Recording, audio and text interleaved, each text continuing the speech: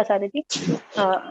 Sir, I was listening your podcast, and in that you said that Upanishad said neti neti to personify the God, in the God in the personified way, because it is sometimes it's like disrespecting the God, that ultimate Brahm. But in Bhakti Marg, it is said that one first to assume that God, and with the help of Nam, Roop, and Leela, we should try to reach that ultimate Brahm or that ultimate God. So it's both are the somewhere conflicting.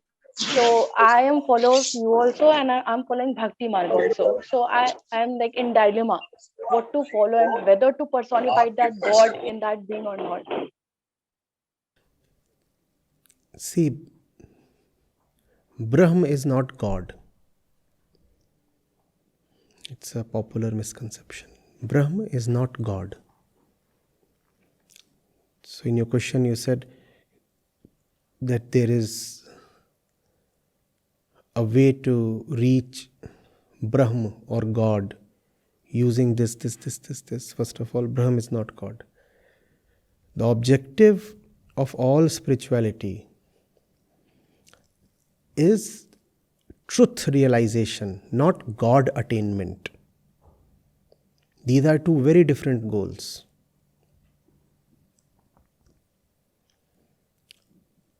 To believe in God, you have to believe in yourself, which is ego. So God attainment can come only when there is a belief in the egoistic self. Who else will attain? Whereas truth realization involves dissolution of the ego, which means you are seeing yourself as fictitious, unnecessary, invalid. These are two very different things.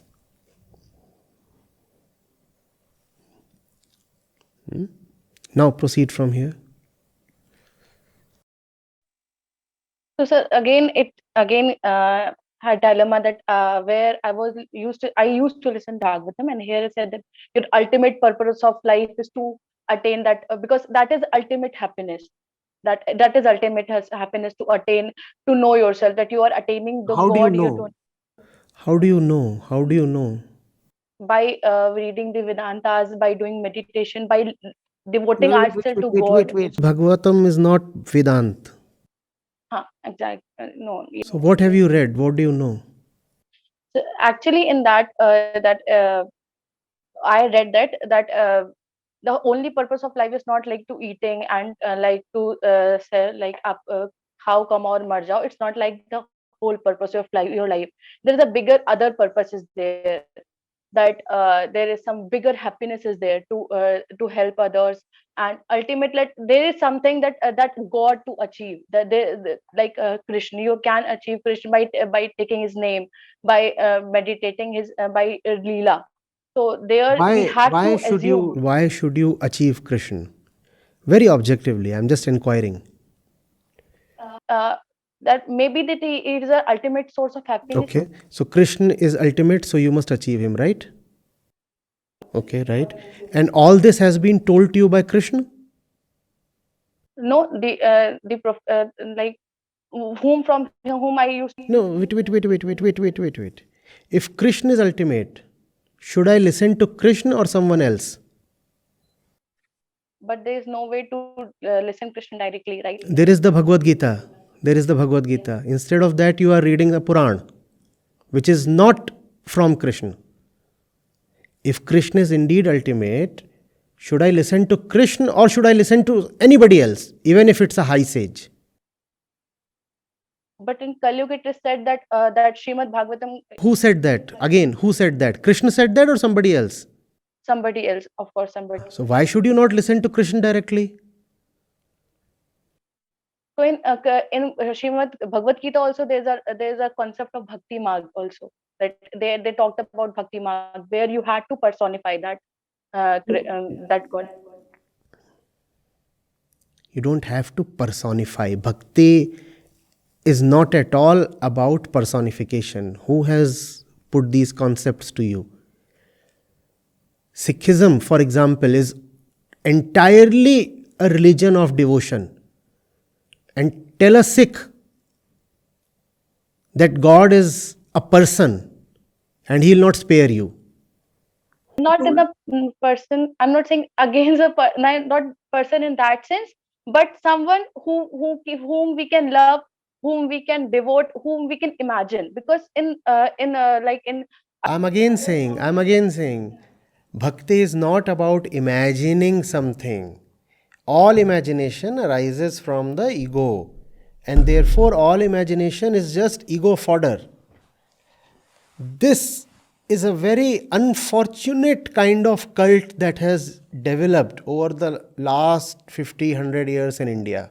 Not 100 years, 50, 70 years. The cult of imagination. Romantic kind of imagination. By romantic, I do not necessarily mean man, woman. Romantic means pleasing kind of imagination. Think of a pleasing God. A pleasing God, beautiful to look at. Huh? that what Meera Bai did. That what other Chaitan. How do you know what Meera Bai did? Have you really gone into her literature? I have gone through her pad that she sang for Krishna. How many of them have you read? How do you know you really understood what she was saying? That And in all of this, and in all of this, why are you not talking of the Bhagavad Gita? since I have not listened Bhagavad Gita to that extent, I had read myself once, and But then all this discussion is with Krishna at the center, right? yes, exactly. And the word of Krishna is Gita. And if Krishna is at the center, then Gita should be at the center. So why is Gita not at the center? If Krishna is at the center, you know what that means? The obvious conclusion. In all this that you are saying, not even Krishna is at the center. It is the ego that is at the center. And it is the ego that looks for an imaginary personal kind of God. When Krishna is at the center, you do not go after imaginations. That's the difference between a real Krishna lover and a lover of imaginations.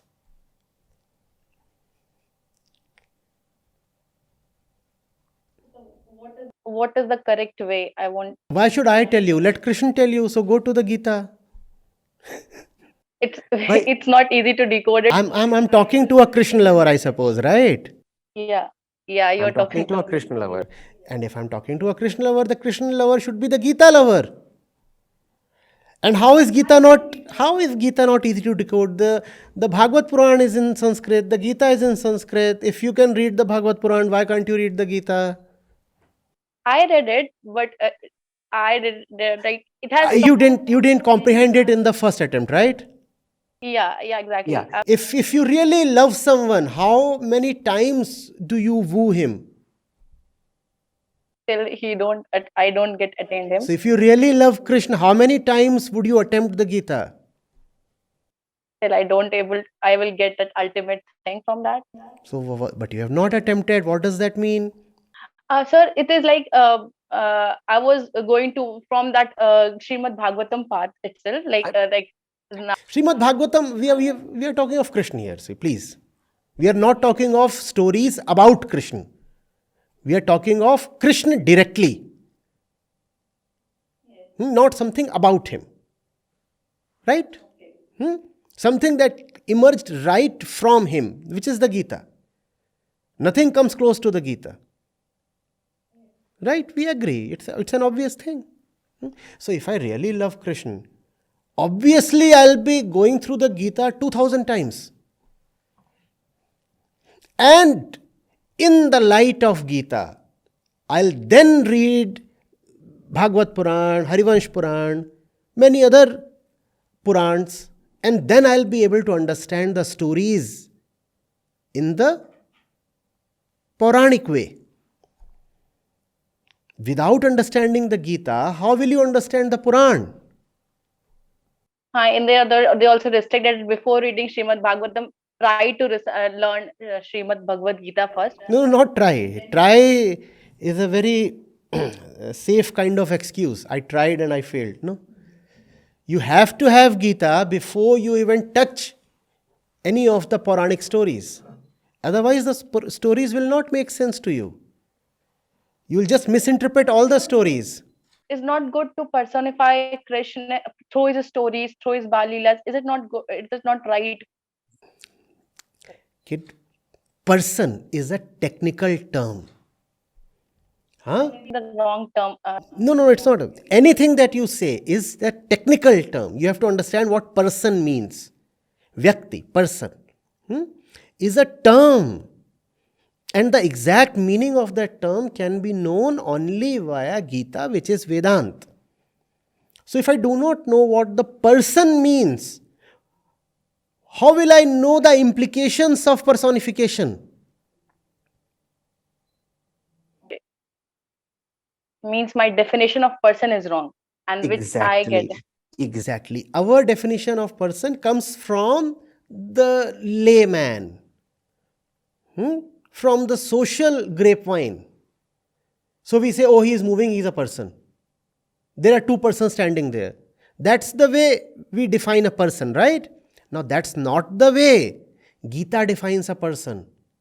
When you will understand how Gita and Vedanta define a person, you will be very, very cautious of personifying Krishna. Do you know what Gita says about persons? So here comes a shocker. A person is a myth.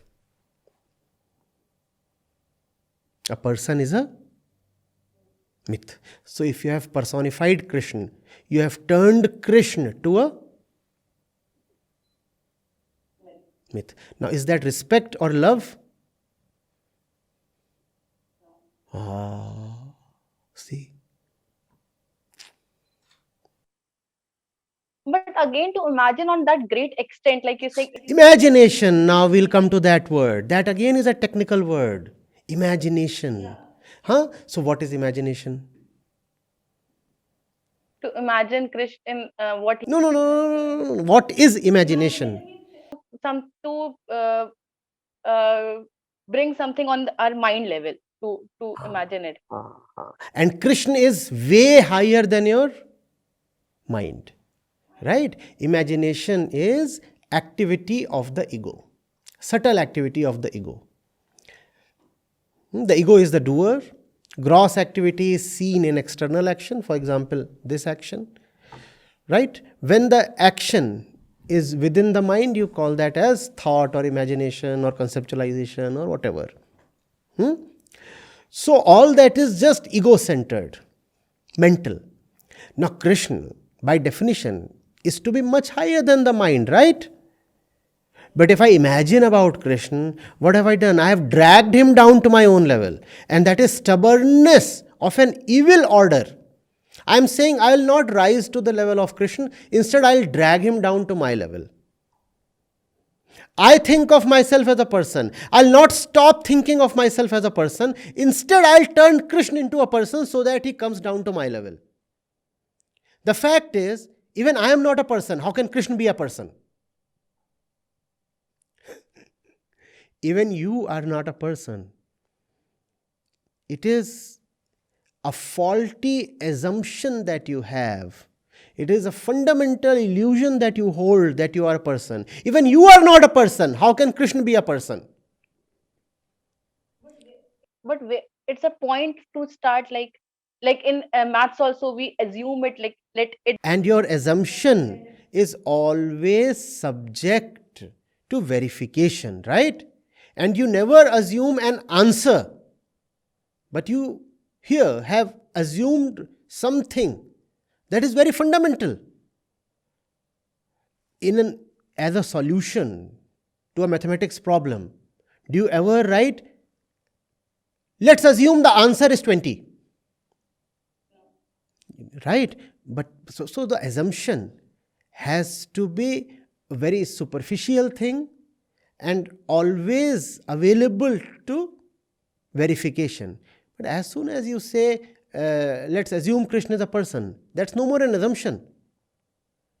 That becomes a fundamental thing you are starting from. You cannot do that.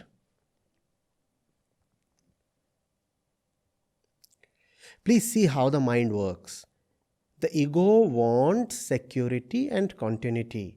The ego says, I want to remain as I am, and I want to continue being as I am. So what will I do? I'll not change. But I have been told that something called Krishna is great to have. So what will I do? I'll think of Krishna as somebody like me, a person. Whereas the entire purpose of the Gita is to tell you that you are not a person. If you are not a person, how can Krishna be a person? Now see, look at the whole tragedy in this. Krishna is telling you, you are not a person. And you are telling Krishna, Krishna, you are a person. I don't know whether to call it tragic or comic. Krishna is telling you, dear daughter, you are not a person. Well, you are not even a daughter, because if you are not a person, you can't have a gender. You are not a person. That's what Krishna is telling you. And what do we come up with? We come up with a rebuttal. And that says, no sir, I am obviously a person, and to make it worse for you, even you are a person. So-called Krishna lovers have done this to Krishna.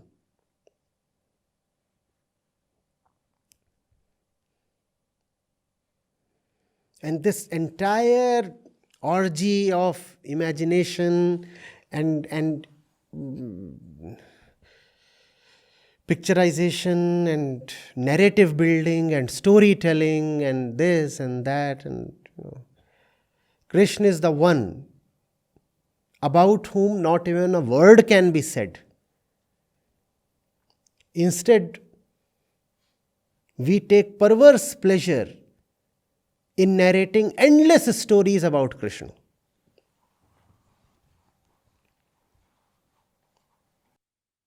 So it's impossible to attain Krishna per se, if I think in that sense that okay, I cannot. Remaining a person, obviously you cannot attain Krishna. If you continue to believe in your personhood, Krishna will remain elusive. And it's a bit difficult to forget my personhood. That's the entire objective of all spirituality and the Gita. To help you emerge from this illusory narrative of your personhood. That's the very objective. To help you realize that you are not a person. As long as you are a person, you will keep suffering. Spirituality exists to alleviate suffering. If you are a person, you are suffering. But you want to remain a person, and you are so adamant that you turn Krishna too into a person just so that you can continue to suffer. That's the wisdom of ego for you. The one thing that I cannot give up is my suffering. Suffering, because if I don't suffer, I feel I don't exist. So there have to be some problems, some torture, a lot of pain here and there. Only then I feel I exist. So what's the correct way if I talk in 1 or 2 lines? Why should I tell you the way? Who is the ultimate? The ultimate is Krishna, and So the way told by Krishna is called Bhagavad Gita. Bhagavad Gita. So why should I tell you anything? Go to the Gita. But in Gita again, I am saying that there are various marks have been. So let's start with chapter 1, right? Chapter 1.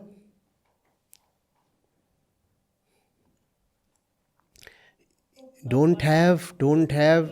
Should not take that name or naam roop like I am taking. Why should I tell you? Let Krishna tell that to you. Chapter 1. Arjun speaks so much. And chapter 2, Krishna will tell you where all the names come from. And then you will be in a position to decide whether all this Naam, Leela, Roop, Akar, they are any good. You don't even have to go too far. Chapter 2 itself will settle the debate.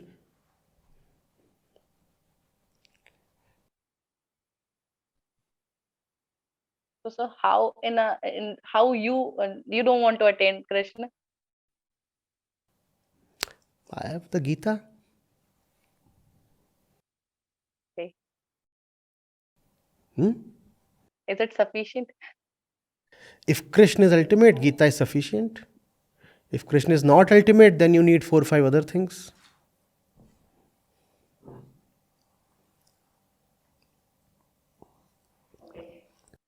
Let me read Gita first, that I'll come to you again. You may not need to. Hmm? Okay. Okay.